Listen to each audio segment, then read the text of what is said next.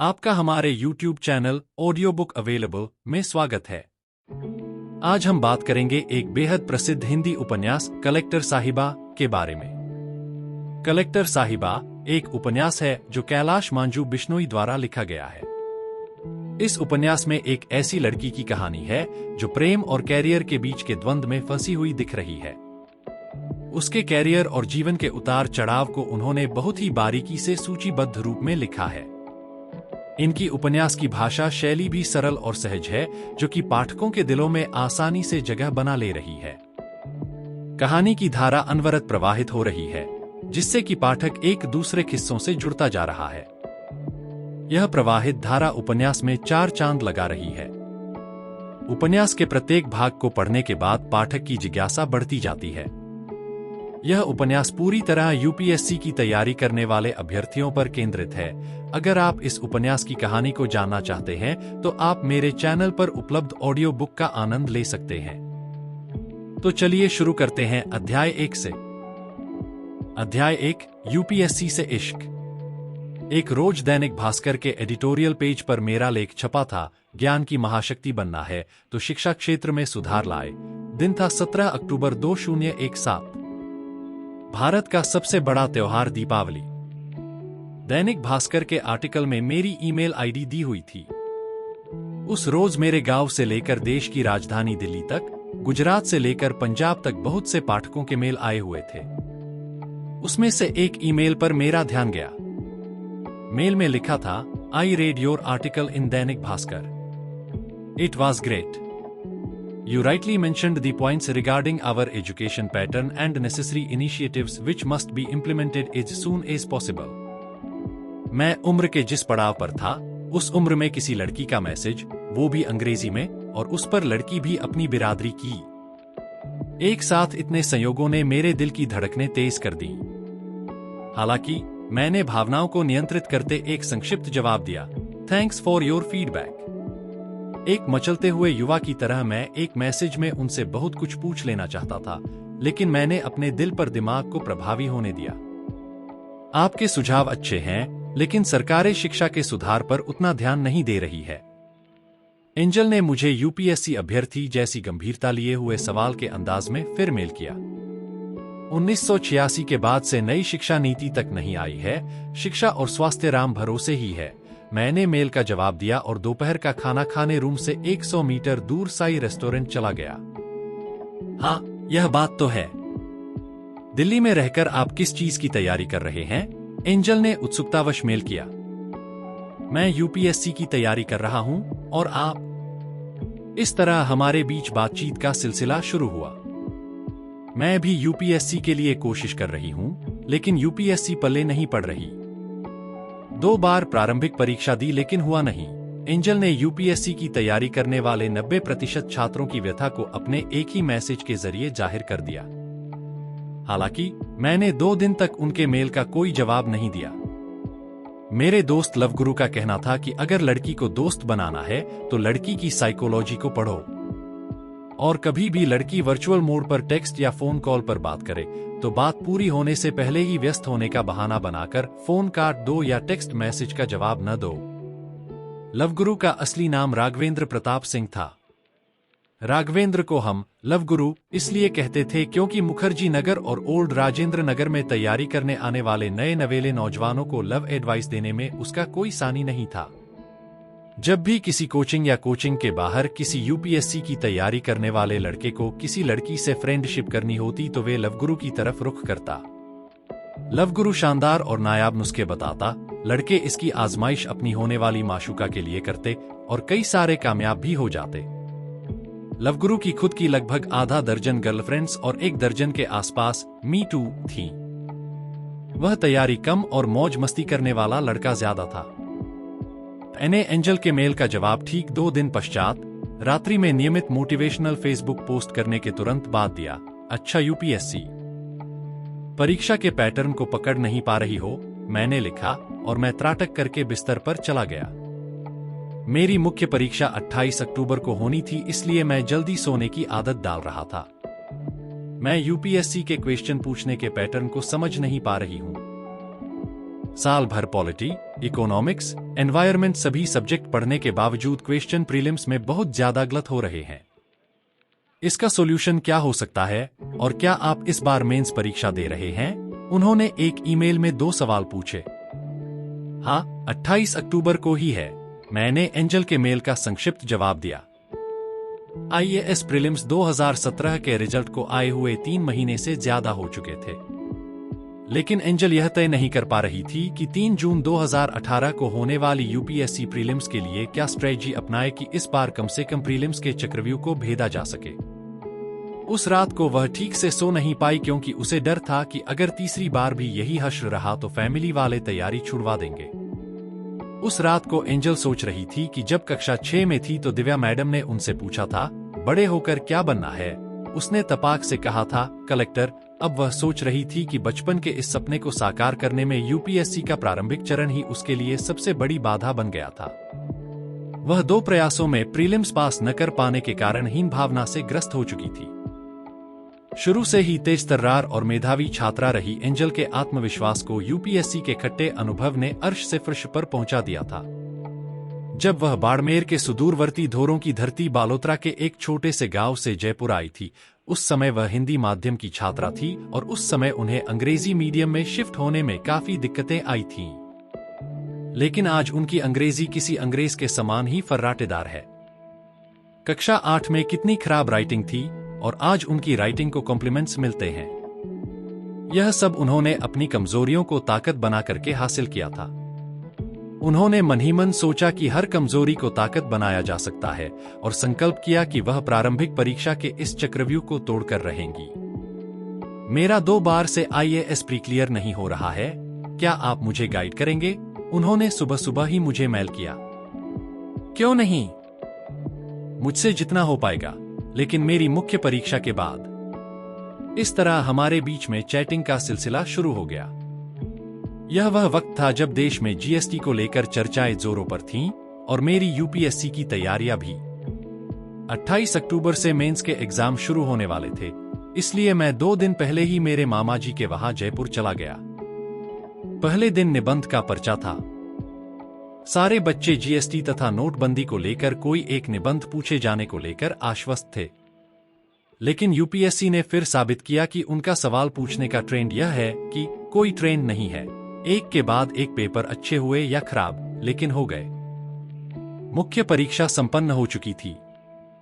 मैंने राहत की सांस ली, इसलिए नहीं कि पेपर बहुत अच्छे गए थे, इसलिए क्योंकि कंक्रीट के शहर की जीवनशैली से मुक्त होकर सप्ताह 10 दिन के लिए अपने गांव में सुकून भरे दिन बिताने को मिलने वाले थे। ऑप्शनल पेपर आखिरी दिन था। उसी दिन मैं जैसलमेर इंटरसिटी से जोधपुर निकल गया।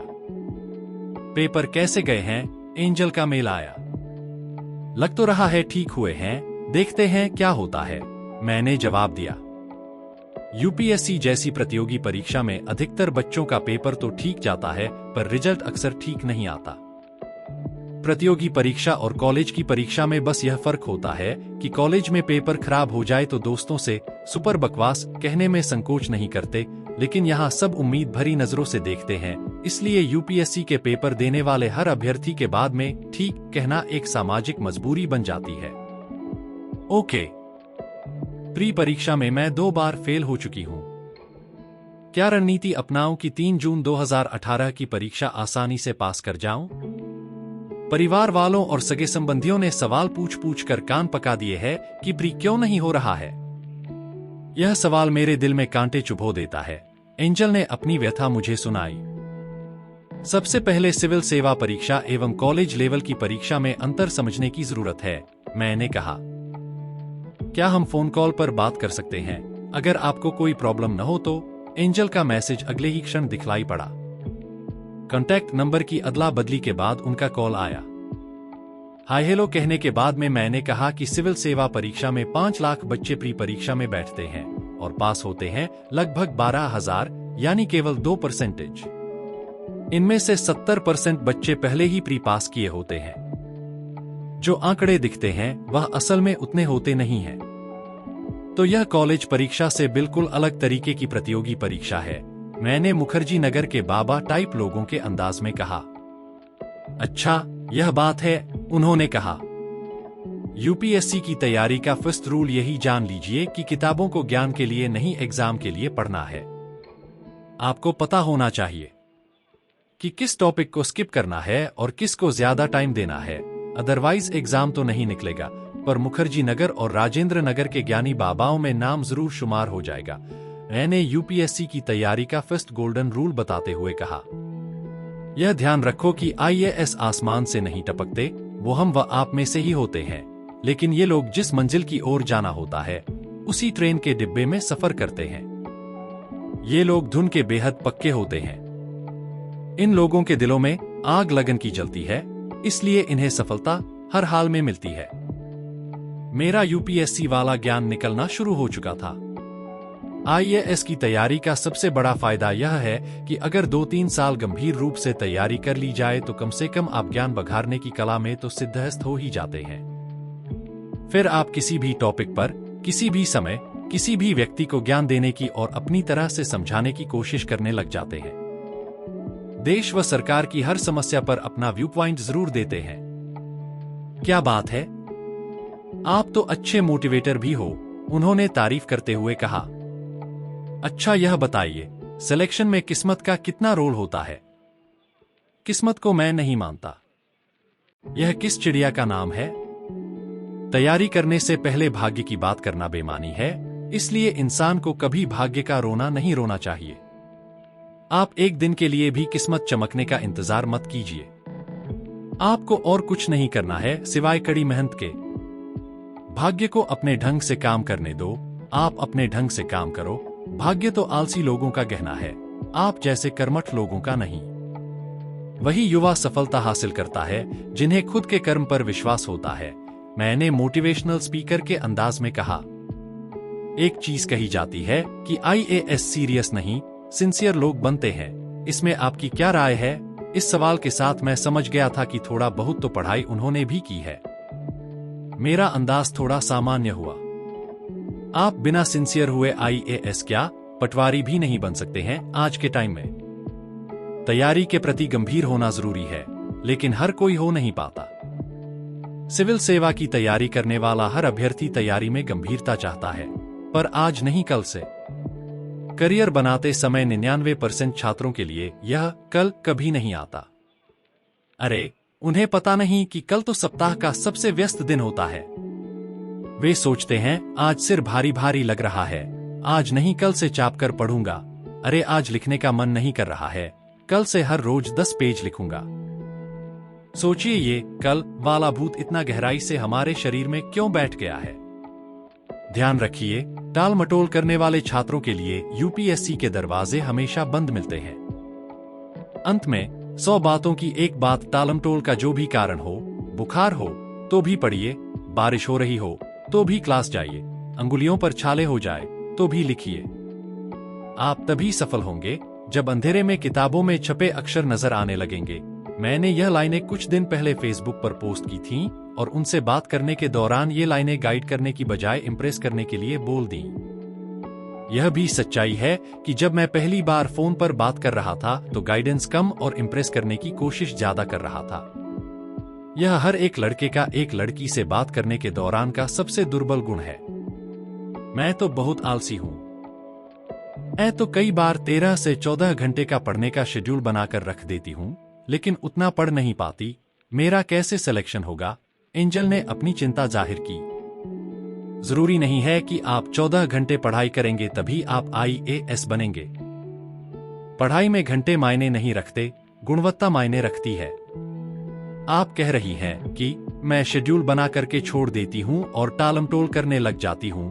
जो व्यक्ति सफलता के लिए सबसे जरूरी काम को बोरिंग मानकर टाल देता है, समझ लीजिए वो असफलता के बीज बो रहा है, जैसा कि आप पिछले 2 प्रयासों में गलतियां कर रही हो। सफलता पाने का इच्छुक व्यक्ति बोरिंग तथा सबसे मुश्किल लगने वाले जरूरी काम को सबसे पहले करता है, इसलिए वो व्यक्ति सबसे पहले सफल भी हो जाता है। किसी भले मानस ने सही ही कहा है कि सफलता के नियम तभी आप पर काम करेंगे जब आप चुस्त, दुरुस्त तथा तंदुरुस्त तरीके से जी जान से लगकर काम करेंगे और टालमटोल प्रवृत्ति को बाय बाय कहेंगे। मैंने कहा, अब सिलेक्शन तो लेना ही है, इसलिए टालमटोल की प्रवृत्ति को बाय बाय। आज से ही संकल्प, उन्होंने दृढ़ संकल्पित होकर कहा, अगर संकल्प कर लिया है तो सफलता दूर नहीं है। अक्सर मनुष्य में शक्ति की कमी नहीं होती, बस संकल्प की कमी होती है। दुनिया में दृढ़ संकल्प से बड़े बड़े काम हो रहे हैं, फिर बात ट्रंप की हो, पुतिन की या मोदी सर की। ये लोग अपने दृढ़ संकल्प के बल पर देश दुनिया की दशा दिशा बदलने में लगे हुए हैं। इसलिए ही कहा जाता है कि इतिहास महज चंद संकल्पवान लोगों के साहसिक कदमों की चहलकदमी भर होता है। मुझे नहीं पता कि ये लाइनें कहां से निकल रही थीं, लेकिन ये थीं काफी मोटिवेशनल टाइप की। दिमाग शायद इसलिए ज्यादा काम कर रहा था ताकि लड़की इंप्रेस हो सके। अच्छा, यह ट्रेन की आवाज आ रही है, कहीं जा रहे हो क्या? उन्होंने मुझे बीच में टोकते हुए पूछा। हाँ, मैं जयपुर से अपने गांव जा रहा हूं, जो जोधपुर में है। मैं जयपुर जंक्शन से जैसलमेर इंटरसिटी में बैठ गया हूं। ट्रेन को रवाना होने में अभी 5 मिनट का समय है। अच्छी बात यह रही कि मुझे खिड़की वाली सीट मिल गई थी। अच्छा, आप तैयारी के गोल्डन रूल्स बता रहे थे, तो बताइए दूसरा गोल्डन रूल क्या है यूपीएससी के किले को भेदने के लिए? उन्होंने पूछा। मैंने यूपीएससी की तैयारी के दौरान जो अनुभव हासिल किया है वह बता रहा हूं, क्योंकि आपने तैयारी की रणनीति पूछी है, बस इसलिए। अगर वह नहीं भी पूछती तो भी मैं आधे घंटे बाद एक एक करके यूपीएससी की तैयारी के लिए सारे गोल्डन रूल बता चुका होता। यूपीएससी की तैयारी करने वाले लड़के अक्सर यूपीएससी की तैयारी करने वाली लड़कियों को इंप्रेस करने के लिए क्या क्या करते हैं, यह कभी फुर्सत मिले तो पता लगा सकते हैं। तो मुखर्जी नगर और ओल्ड राजेंद्र नगर पार्क में जाइए और अवलोकन कीजिए कि एक यूपीएससी अभ्यर्थी लड़का दूसरी यूपीएससी अभ्यर्थी लड़की को इंप्रेस करने के लिए क्या क्या नुस्खे बता रहा होता है। कुछ ऐसी धांसू रणनीति भी साझा कर रहा होता है जो उन्होंने खुद कभी फॉलो नहीं की। मैंने अपनी बात आगे बढ़ाई। मेरे अनुसार यूपीएससी की तैयारी का दूसरा गोल्डन रूल है एनसीईआरटी पढ़ना और हर हाल में पढ़ना। एनसीईआरटी को इग्नोर किया तो यूपीएससी आपको इग्नोर कर देगी। अधिकतर बच्चे सोचते हैं कि एनसीईआरटी क्या पढ़ना, स्कूल के दिनों में तो पढ़े थे और वे यहीं गच्चा खा जाते हैं। यूपीएससी की तैयारी का तीसरा गोल्डन रूल है स्मार्टफोन से दूरी तो सिलेक्शन से नजदीकी। कोई भी 8 से 10 घंटे मोबाइल में मशगूल रहकर आईएएस बनने का सपना नहीं देख सकता। अगर सपना देखता है तो पूरा नहीं कर सकता। केवल यूट्यूब से स्टडी मटेरियल देखकर आईएएस नहीं बना जाता। आज भी किताबों से मोहब्बत करके ही लबासना पहुंचा जा सकता है। मैंने मेंटर के तौर पर 2 गोल्डन रूल और बता दिए। सोशल मीडिया के कारण स्मार्टफोन एक बड़ी गलत लत बन चुका है। याद रखिए, अगर आप स्मार्टफोन का इस्तेमाल स्मार्टनेस तरीके से नहीं कर रहे हैं तो आपको स्मार्टफोन बुरी लतों का बादशाह बनाकर रख देगा। विद्यार्थी जीवन में आप सफल इंसान बनने का सपना संजोए हैं तो मोबाइल की महामारी के चपेट में खुद को न आने दें। यह समझिए कि मोबाइल का न्यूनतम उपयोग यानी समय के सबसे बड़े शत्रु से छुटकारा।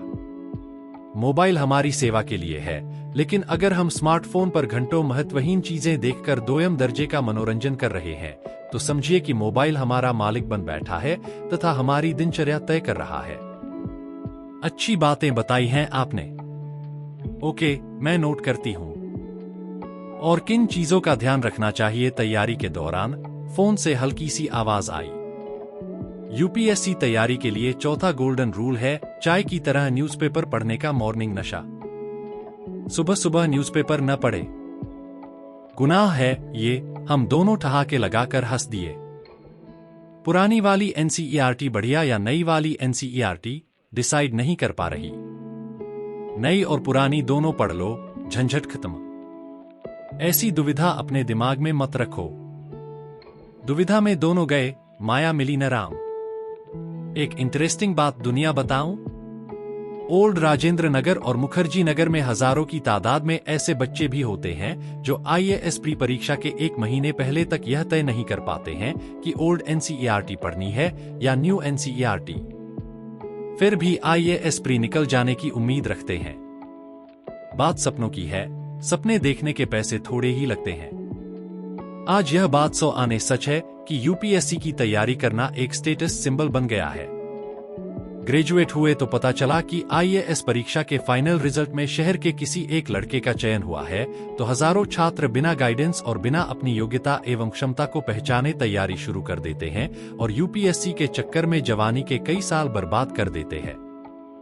यूपीएससी की तैयारी के लिए कोई शॉर्ट ट्रिक्स? कोई शॉर्ट ट्रिक नहीं। बलिदान देना होगा। खुद को 8 से 10 घंटे हर दिन कुर्सी पर बैठकर तपाना होगा। एक तपस्वी की तरह तपस्या करनी होगी। मैंने मेंटर के अंदाज में यह बात बोली। पता है सर, मेरी सहेली दिव्यातंज कसते हुए पिछले दिनों कह रही थी कि आईएएस ऑफिसर बनना तेरे बस का नहीं है एंजल, और कुछ ट्राई कर। केंचुआ भी सांप बनने की इच्छा से अपना बदन मरोड़ता है और जगह जगह से टूट जाता है। यही हाल तुम्हारा है। हड्डी भले टूट जाए, सपने नहीं टूटने चाहिए। तुम भले ही कितना ही ताना मार दो, लेकिन मेरा हमेशा से ही यह मानना रहेगा कि आईएएस बनना है तो गिर, उठ, मजाक उड़वा, फिर से दौड़, एंजल ने दृढ़ संकल्पित होते हुए कहा। सपने देखने चाहिए, पर उन्हें पूरे करने का जुनून भी होना चाहिए। अक्सर सपने रात को अवचेतन की आकांक्षाएं दर्शाते हैं और नींद खुलते ही फुर्र हो जाते हैं। कोई उन्हें साथ लेकर जगे, जिए और श्रम परिश्रम से जुटे, तभी स्वप्न का सच होना संभव होगा। और मैं यही कर रही हूं, तो मेरे सपने पूरे क्यों नहीं होंगे? आसान काम करने के लिए आई नहीं हूं, बड़े सपने देखे हैं तो बड़ी कीमत चुकाने के लिए भी तैयार हूं। तू जिंदा है तो जिंदगी की जीत में यकीन कर, अगर कहीं है स्वर्ग तो उतार ला जमीन पर, यह मेरा ध्येय वाक्य है, एंजल ने कहा। मैंने दिव्या से कह दिया कि कैटेगरी में आप भी हैं। पता है सर, मूर्ख किसी भी श्रेणी के हो सकते हैं। एक कुर्सी से उठकर अपने रूम चली गई, अपनी दाल गलती हुई न देखकर वह। अच्छा, यह बताओ कि यूपीएससी के लिए परफेक्ट स्टडी मटेरियल क्या है? परफेक्ट न तो यूपीएससी के लिए कोई स्टडी मटेरियल है और न ही परफेक्ट स्ट्रेटजी। आपकी धुन, लगन और जिद परफेक्ट होनी चाहिए। करना है तो आईएएस करना है। परफेक्शन के नाम पर मत घबराइए, आप उसे कभी पा नहीं सकते। आप क्या, कोई भी इंसान परफेक्शन हासिल नहीं कर सकता। एक बात और गांठ बांध लो कि यूपीएससी के साथ में एक अजीब बात यह है कि तैयारी के शुरुआती 1 साल में ढंग से पढ़ाई नहीं की तो सिलेक्शन लेने के लिए आने वाले सालों में 3 गुना मेहनत करनी पड़ेगी। मैंने बैग से ईयरफोन निकालते हुए कहा। ये नवंबर का महीना था और रात्रि बढ़ने के साथ साथ हवा में ठंड घुल रही थी। टिकट टिकट कहते हुए टीटी ने मेरा नाम व सीट नंबर पूछा। मैंने फोन होल्ड पर डालकर टिकट दिखा दिया। गांव कितने दिन रहोगे? एंजल ने पूछा। 1 सप्ताह रुकने का प्लान है। अच्छा, कभी जयपुर आओ तो बताना, मैं मिलना चाहूंगी आपसे। आपसे बात करके अच्छा लगा। आपकी यात्रा मंगलमय हो। एंजल ने कहा। रात के 1 बज चुके थे। चलिए तैयारी से जुड़ी हुई चीजें बाद में डिस्कस करेंगे। Good night. यह कहकर उन्होंने फोन रख दिया। मैं मोबाइल से सोशल साइट्स पर एंजल को सर्च करने लगा। जिसका जीवन में कोई विजन नहीं होता, वो जिंदगी भर दूसरे के विजन पर काम करता है। जिसको अपने दिमाग का पसीना बहाना अच्छा नहीं लगता, उसे जिंदगी भर दूसरों के आगे अपने शरीर का पसीना बहाना पड़ता है। जिस व्यक्ति के काम की कोई डेडलाइन नहीं होती, उसके काम की दुनिया में कोई पहचान नहीं होती। मैंने अपने फेसबुक वॉल पर यह पोस्ट लिखी और सोने के लिए लेट गया। आंखों से नींद गायब थी और एंजल के मीठी मीठी आवाज दोबारा कानों में गूंज रही थी।